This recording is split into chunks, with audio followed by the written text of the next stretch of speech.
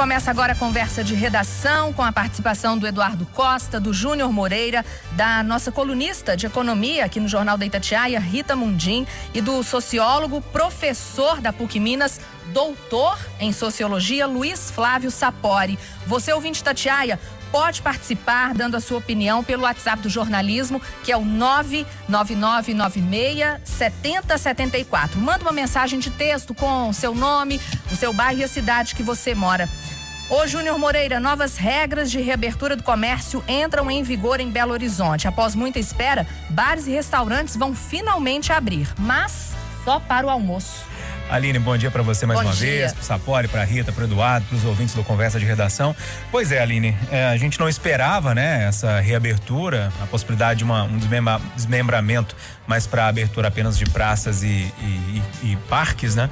E deu um passo, a prefeitura deu um passo, né? Um pequeno passo, mas foi um passo, né? Os lojistas ganharam mais 2 dias, eram 3, agora são 5 dias, abertos de segunda a sexta-feira. Os restaurantes também ganharam um fôlego, porque até então só pelo delivery ou por meio ali da pessoa chegar e retirar a comida. Agora as pessoas vão poder sentar nos restaurantes, né? Com todo o cuidado, é lógico, mas é um passo importante nessa flexibilização. Tomara que ela seja assim, né? Tem hora que a gente cobra muito, mas se ela for de uma forma devagar, mas constante, já vai ser bom demais e parece que está caminhando para esse lado. Só que depende do comportamento das pessoas agora, né? Depende de cada um de nós, né? Manter o distanciamento social, usar máscara direitinho, lavar as mãos quando possível, um vidrinho de álcool gel em bolsa é bom também para fazer a asepsia das mãos. Enfim, depende muito do nosso comportamento, como que nós vamos lidar com essa liberdade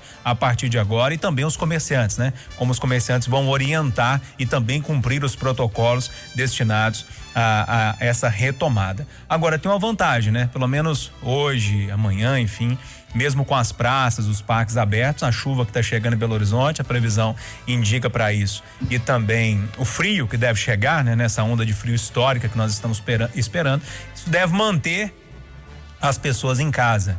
E em grande medida, ou em certa medida, vai ser bom, né? Para segurar a turma um pouquinho em casa e ninguém sair desenfreado aí, tendo e mantendo o contato social. Mas tô feliz, foi uma boa notícia, foi um passo pequeno, mas importante aí nessa reabertura. Aline. E para você, Eduardo, como é que foi? Como é que você avalia essa reabertura? Bom dia para todo mundo, boa sexta. O frio que o Júnior tá esperando em Belo Horizonte já chegou aqui em Nova Lima, mas gelou e chuviscou agora de manhã. Eu acho que a prefeitura fez ontem o que cobramos anteontem. Respeito aos critérios por eles anunciados. E dentro dos critérios por eles anunciados, estava na hora sim de reabrir as praças para que as pessoas, puxa, como foi bom ver agora a Praça da Liberdade, o povo caminhando com máscara, ótimo. E eu acho que quando estabelece comércio de segunda a sexta, o comitê ou o prefeito, eles estão preparando a cidade para a próxima etapa, a dos bares e restaurantes, imagino eu, no primeiro momento, sexta, sábado e domingo. Isso para consumo de bebida alcoólica, para o happy hour noturno, porque de dia o comércio já está autorizado a partir de segunda-feira para o almoço. Enfim, estamos no caminho.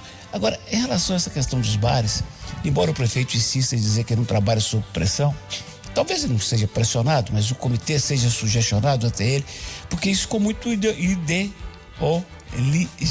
né? Tem muita ideologia nessa discussão. E tem uma turma mais à esquerda, que é próxima do prefeito, que põe o pé no freio. Porque, humildemente, sem ser infectologista ou especialista, eu acho que já dá para abrir o boteco para tomar uma. Rita Mundim, como é que você avalia essa reabertura? Finalmente, né? Depois praticamente de 5 meses, né?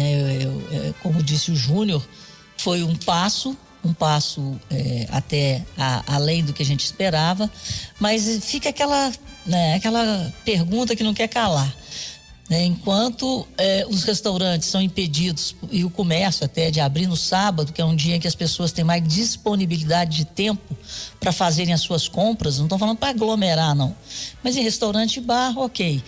Mas a gente fica comparando, né? O que está sendo feito em relação ao transporte público, porque medidas, protocolos sanitários são adotados para cada atividade. mas a gente fica aqui insistindo na melhora das condições do deslocamento da população, que é ali realmente que as pessoas aglomeram. E, então, ainda bem que nós tivemos esse passo à frente e que os bares, restaurantes e que o comércio possa abrir aí aos finais de semana. Sapori, o Ricardo do bairro Gameleira está falando que, na opinião dele, os botecos ainda têm que esperar muito, porque são frequentados por jovens e os jovens são assintomáticos. É verdade, esse é o principal restrição para a abertura imediata, né, desses bares e dos restaurantes para a vida noturna. Isso é um fenômeno, inclusive, internacional, né? Esse problema aconteceu na Inglaterra, Júnior Moreira, na Espanha, agora nos Estados Unidos, né, Aline? No Rio de Janeiro nós tivemos as cenas, né, preocupantes, por isso que uma certa cautela, né, na reabertura da vida noturna da cidade me parece pertinente. Apesar de eu compartilhar com o Eduardo Costa que o sonho e o desejo, Eduardo, de voltar a tomar umas, né, na vida noturna da cidade, né? Esse desejo do Sapori e do Eduardo contraria o ouvinte, né? Não é só jovem que tá querendo boteco, não. Mas, Aline, me parece que a prefeitura, né, tomou uma decisão que a gente já esperava, como foi dito aqui. Os indicadores de ocupação de leitos são muito favoráveis, estão todos abaixo de 70%, já no patamar de 60%. Então, não havia por que retardar, né, essa reabertura, né, dos restaurantes na cidade. E, na verdade, o melhor de tudo isso é o dado de letalidade, né? Esse dado que o Jornal da Itatiaia acabou de noticiar. Belo Horizonte é a capital com a menor taxa de mortalidade pela Covid-19. Poxa, que bom isso, Júnior Moura, que notícia boa. Rita Mundim, vamos falar de economia. Deputados revertem decisão de senadores e mantêm o congelamento dos salários dos servidores públicos. Ainda bem, né? Porque a irresponsabilidade do Senado, e agora o Senado quer questionar o próprio ministro Paulo Guedes pela declaração dele que era um crime contra o país. Ele está sendo convocado para prestar esclarecimentos. Eu acho engraçado que esclarecimento que ele vai prestar. Mas hoje pela manhã, o próprio Ministério da Economia soltou uma nota parabenizando os senadores e deputados pela decisão aí de manter o veto do presidente Jair Bolsonaro. Só para lembrar, isso havia sido combinado. Esse veto ao aumento dos servidores até 2021, ele viria em troca do pagamento do auxílio emergencial, do repasse de recursos para estados e municípios. Então, o governo, o Ministério da Economia fez um planejamento que o Senado praticamente rasgou aquilo que tinha sido combinado. Por isso a indignação do ministro e até do próprio presidente, que falou que o país ficaria ingovernável. Eduardo, Bolsonaro disse ontem, né, que ficaria ingovernável o Brasil. E agora? Pensando nessa decisão da Câmara e com base no que eu disse ontem, do que se espera da Câmara e do Senado dentro do contexto do sistema bicameral brasileiro, eu me reporto aquele caso em que o pai que está dirigindo acaba de tomar um refrigerante e joga a latinha lá no asfalto. Aí o filho de 9 anos fala assim: ô pai, ao nível. Foi o que aconteceu em Brasília. 8h45. Foi o que aconteceu em Brasília, uma irresponsabilidade do pai, da temperança que devia ser, que é o Senado, o filho, a casa mais explosiva que a Câmara, falou: vamos botar ordem aqui, juízo. É isso. Júnior Moreira. Pois é, Aline, que bom que a Câmara consertou a besteira que o Senado fez, né? Não dava para dar aumento para servidor público num momento desse. Vou repetir basicamente o que eu disse ontem aqui, né? No momento que a gente tem milhões e milhões de desempregados na iniciativa privada, a gente não pode preocupar com o aumento para o servidor público que tem o serviço garantido, né? A preocupação do governo tem que ser agora na retomada da economia para fazer com que nós geremos empregos, né?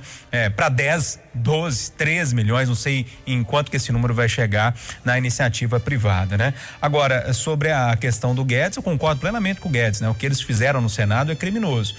Agora, ele está lá na política, quando fala demais vai ter que se explicar e acaba trazendo uma certa animosidade ali, uma questão meio bélica ali com o Senado, que isso é ruim para a política, né? Acho que o Guedes precisava aprender um pouquinho, a segurar um pouco a onda, segurar a boca um pouquinho, para não gerar esse tipo de constrangimento, porque tá certo, concordo com ele, né? Mas quando fala desse jeito, a gente sabe como que é a vaidade dos políticos e vai ter uma dorzinha de cabeça no Senado com essa convocação, não vai ter jeito. Sapori, esse aumento seria possível? Não, né? Ah, não, Aline, não há como defender, né, aumentos salariais nesse momento, principalmente para o funcionarismo público. O que se espera, e acho que talvez a Rita possa confirmar, é que não sei se o judiciário e o legislativo estariam incluídos nessa medida. Possivelmente não, né, Rita? Mas aí vão depender muito do bom senso, então, das autoridades estaduais e federais, do judiciário, do legislativo, do Ministério Público, para que também não tenha aumentos. Porque muitas vezes é assim que os funcionários do executivo, os funcionários públicos, né, dos governos estaduais reclamam. Eles vão ter os salários congelados, e devem ter mesmo até o final do ano que vem, mas o mesmo deveria, espero que aconteça, né, com quem trabalha, né, no judiciário, no legislativo e no Ministério Público, volto a dizer. Então, mas era uma medida necessária. A ironia disso tudo, Aline, é que quem capitaneou a volta do bom senso foi o Rodrigo Maia, né? Muitas vezes criticado, o Júnior Moreira, pela militância bolsonarista. Muitas vezes considerado inimigo do governo Bolsonaro. E o Rodrigo Maia, na verdade, o Eduardo Costa, volta e meia, tem elogiado ele aqui. Eu tendo a concordar, Eduardo. O Rodrigo Maia tem se mostrado uma liderança política de muito bom senso no Brasil, né? Um mediador, apaziguador, né? Avança quando tem que avançar nas críticas ao governo, mas ao mesmo tempo recua, apoia. Ou seja, é um momento interessante da política em Brasília, de mediação de conflitos, de apaziguamento, né, das relações institucionais. Foi necessário. Foi muito bom que a Câmara dos Deputados tenha revertido um erro grosseiro, né, cometido pelo Senado. Eu quero, Aline, com a sua permissão, dedicar essa decisão do Rodrigo Maia de ontem a um ouvinte de prenome Laércio, que dia desse mandou a correspondência dizendo que já não ia mais ouvir o Jornal da Itatiaia, depois que eu dissera que o Maia tem ajudado. O Maia é o Alcolumbre. E ontem eu me penitenciei pelo Alcolumbre, que o Maia tem ajudado o governo. Senhor Laércio, que eu tenho certeza, o senhor não desistiu da gente. Eu não sou fã do Maia e nem inimigo. Mas se o senhor analisar a postura dele, seja verdadeiro ou não, político ou não, demagogo ou não, o senhor vai concordar comigo. Ô Eduardo, o Supremo Tribunal Federal decidiu suspender a produção do dossiê pelo Ministério da Justiça contra opositores do governo. Só faltava não fazer isso. O que eu me pergunto é por que o Supremo, que tem tanta coisa para decidir, para mudar a nossa vida, tem de perder tempo para dizer isso. É só isso. Sapori, nada do dossiê, então. Felizmente, né? Ainda bem que essa decisão foi tomada, mas eu vou comentar a partir da fala do Eduardo, Aline, porque realmente não é um caso para Supremo Tribunal Federal, né, Eduardo? O Supremo, a princípio, devia ser uma instância judicial para resolver questões constitucionais, de legislação, né, de políticas públicas mais amplas, mas uma questão operacional, né, de governo chegar ao Supremo, isso revela o que alguns estudiosos têm chamado de um ativismo judicial do Supremo, Aline. O Supremo, nos últimos anos no Brasil, desde o impeachment da Dilma, ele tem se mostrado um ator político na sociedade brasileira. Há uma clara judicialização da política. Olha que expressão bonita, Júnior Moreira. Judicialização da política no Brasil. Mas há pontos positivos e há pontos negativos nesse processo. Eu tendo a avaliar, não sei se o que o Eduardo, a Rita e você pensam, Júnior, mas eu tendo a avaliar que o Supremo tem mais acertado do que errado nesse processo. Eu também não gosto de ver essa instância tão presente no cotidiano da política. Isso não é muito bom do ponto de vista das instituições democráticas. Mas em casos como esse, quando claramente no Ministério da Justiça extrapola seus limites, faz um dossiê típico de polícia política, típico de governos autoritários, totalitários, que bom que o Supremo veio a público e se manifestou. Que bom que o Supremo veio dizer para o governo, não é assim que se faz, não é assim que se monitora opositores políticos. Isso é inconstitucional. Então, apesar do excesso do ativismo político do Supremo, Aline, eu tendo a concordar que bom que ele veio a se manifestar politicamente. Concorda com o Sapori, Rita? Olha, o que eu tenho a dizer é o seguinte, realmente, desde o impeachment da Dilma, o que a gente tem visto aqui no país, essa divisão, né? E uma tendência a que os poderes, um quer se sobrepor ao outro. E isso mostra, a cada dia, uma maior judicialização de tudo e politização de tudo. Então, o vírus é político, tudo que acontece é político e o STF tem que decidir tudo. Então, tá tudo errado. Acho que cada um tem que fazer seu para casa, cada poder tem que fazer aquilo que lhe confere e não ficarmos aí nessa batalha, né, de extrema politização e de extrema judicialização de tudo. Isso emperra o país. Isso impede que o país ande de uma forma mais tranquila. Ô Júnior, como é que você avalia a suspensão desse dossiê? Ainda bem que aconteceu, né, Aline? Mas eu queria dar um passo atrás nessa história toda. O jornalismo que anda sendo tão criticado há um tempo, né? E foi pelo jornalismo, pela imprensa livre, pelo site UOL, que nós soubemos dessa história toda, né? Por meio de uma reportagem muito bem feita, criteriosa, com dados, documentos, uma bela apuração, que isso tudo veio à tona e nós descobrimos que dentro do Ministério da Justiça se cometia um crime, porque isso é crime. Produzir dossiê contra opositores é questão de crime, a gente tá falando aqui, porque não se pode perseguir servidores só porque eles pensam diferente do governo, né? Esse é o primeiro ponto. Nós estamos falando aqui de um Estado, nós estamos falando de campanha política, de confusões que são à margem dessa história. Então nós estamos com um governo colocado, eleito democraticamente, ele precisa seguir as regras. Sobre o que o Sapori disse, do STF, Sapori, eu tento concordar com você sim, porque o governo federal, em alguns pontos, tem ultrapassado a linha que a Constituição permite. E nesse caso, ultrapassou. E quando se ultrapassa a linha do que a Constituição permite, o STF está lá para isso, para ser guardião das leis, da nossa carta que rege as regras do nosso país. Então, para mim, está tudo dentro do jogo, está tudo certo. A única coisa que não está certo, ou que não está certa, é essa história desse dossiê que foi montado. Agora precisa vigiar, porque quem fez uma vez vai tentar fazer de novo. Ô Eduardo, você já falou aí que Nova Lima tá fazendo frio, hein?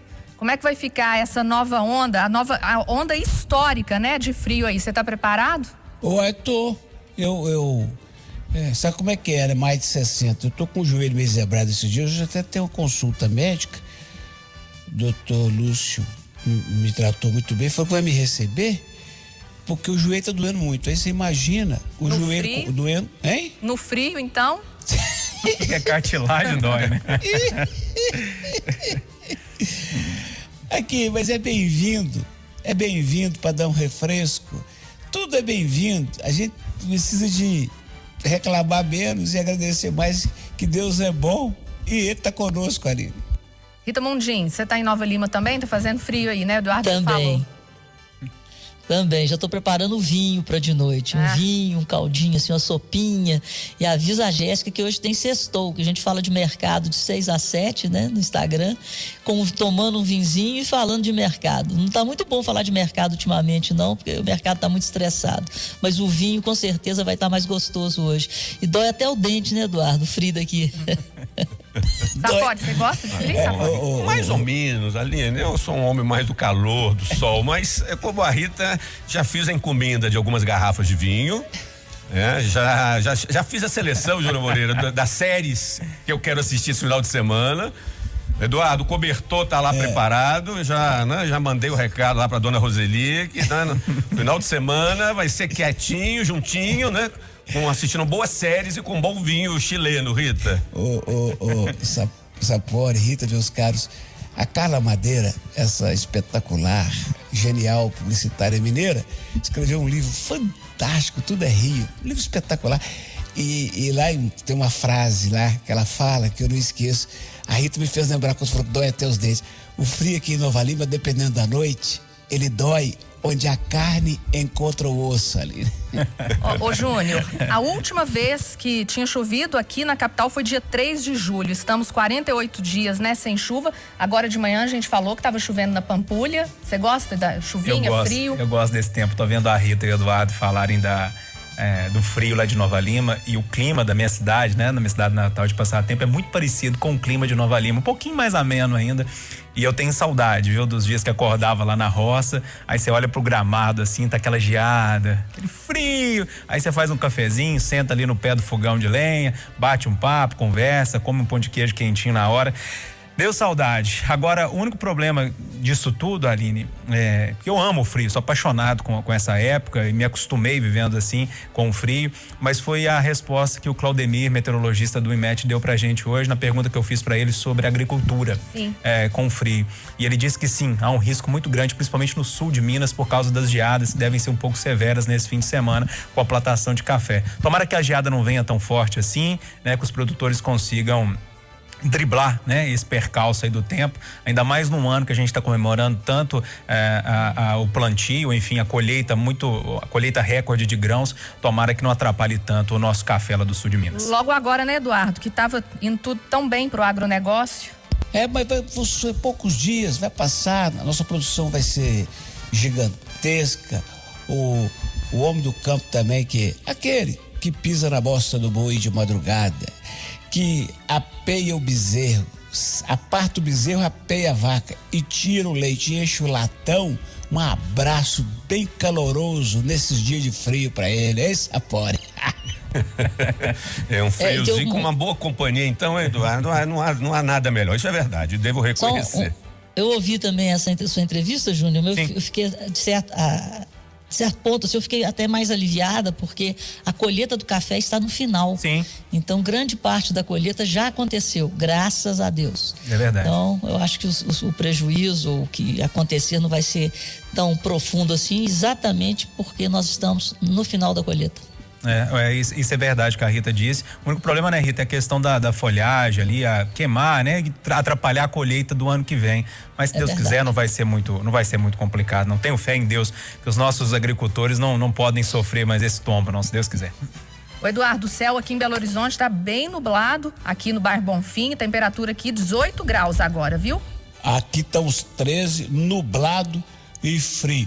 E você vai lá fora e um dente bate no outro, você volta pra dentro, enfia debaixo das cobertas e fala assim: Jesus, Maria e José, daqui não sai. Eu tô só imaginando o cardápio em Nova Lima, hein? Aquela canjiquinha com costela, hein, Eduardo? Um abraço. Isso às 8 da noite, que antes às meio-dia eu vou ver se eu convenço, que eu acho que eu vou buscar uma galinha gorda aqui perto. O sinal eletrônico vai marcar 9 horas em Belo Horizonte. Termina aqui a conversa de redação, final também do Jornal da Itatiaia, que teve a apresentação do Júnior Moreira, Aline Neves. Bom dia pra você, ótimo fim de semana. Vem aí o Acirantão.